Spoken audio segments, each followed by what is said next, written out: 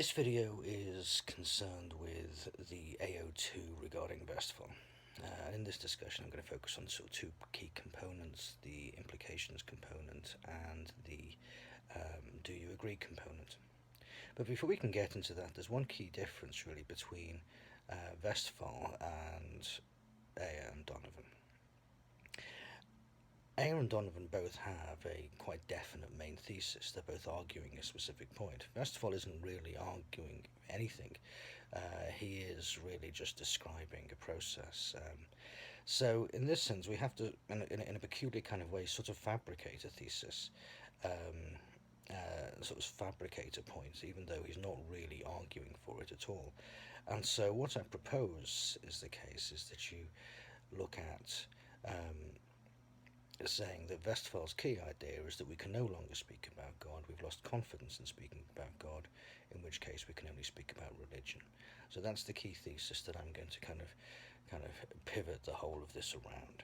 It's probably not the only thing that you could pivot around, but that's the way that I'm going to go with it. So in relation to the implications of this viewpoint, I would say that really you're saying that we can no longer speak about God, we can only speak about religion. Well, if that's the case, well, the support for religion is going to be sort of weakened quite significantly, because the primary kind of justification for religion is that it is in some fashion a kind of way of thinking about God, or a way of supporting the idea of God or the existence of God, and so on.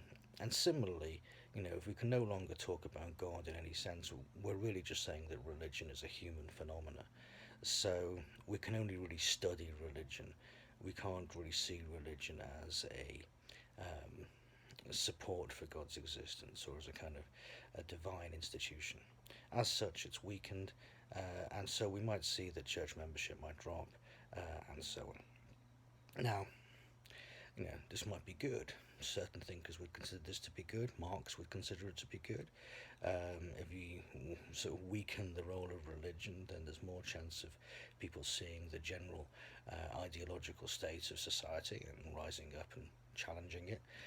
Richard Dawkins would challenge it. It would weaken the virus of religion, and see a weakening support for religion, and perhaps a growing support for a scientific, secular, atheistic society. You might also refer to Bertrand Russell. I mean, Russell says that we must slay the dragon of religion in order to usher in a golden age of humanity. So they're the sorts of people that might be in support of this. However, there are definitely people on the other side of the equation. We could talk about some of the kind of religion and morality people like Dostoevsky or Bishop Butler, that if we weaken religion and we weaken the idea of God, or the confidence in being able to speak about God, then this will weaken our hold on moral language and what we can kind of support and justify morally. So, there's a whole discussion that can be drawn out there. The second key point is, or the second key element is the do you agree element. So, who would agree that we can no longer speak about God and we can only speak about religion? Well, in terms of who would agree, Ayer would obviously agree. I mean, he would say that we can't speak about God anyway. You could also tie in Flew with that, and perhaps some of the kind of the influences upon Ayer or Flew, so early Wittgenstein perhaps. You could also draw in people from the critiques, people like Marx, people like Freud, people like Richard Dawkins, people along those sorts of lines, who would sort of say, well, we can only really think about religion anyway, it's the only thing that's really in front of us. But of course there's a whole host of people that would disagree and say, well, we can still speak about God. I mean, if you kind of think about the sort of central point that Westphal's making, that we've lost confidence to speak about God because of the demise of the metaphysical proofs. Well, there are a variety of thinkers who would say, well, the metaphysical proofs aren't dead, they never died. Sure, they took a blow from human Kant, but that isn't the same as saying that they're dead.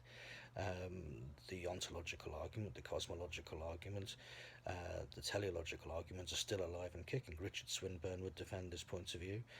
William Lane Craig would defend the cosmological argument in a modern post-Kantian, post-Humean context. Alvin Plantinga has defended the ontological argument. So the metaphysical proofs are not dead. And besides, there are other metaphysical, or not metaphysical so much, but other proofs that we could refer to that would support our discussion of God. The argument from religious experience. Again, Richard Swinburne would support this. So there's an awful lot of grounds for agreeing or disagreeing with the central thesis that Westphal is putting forward.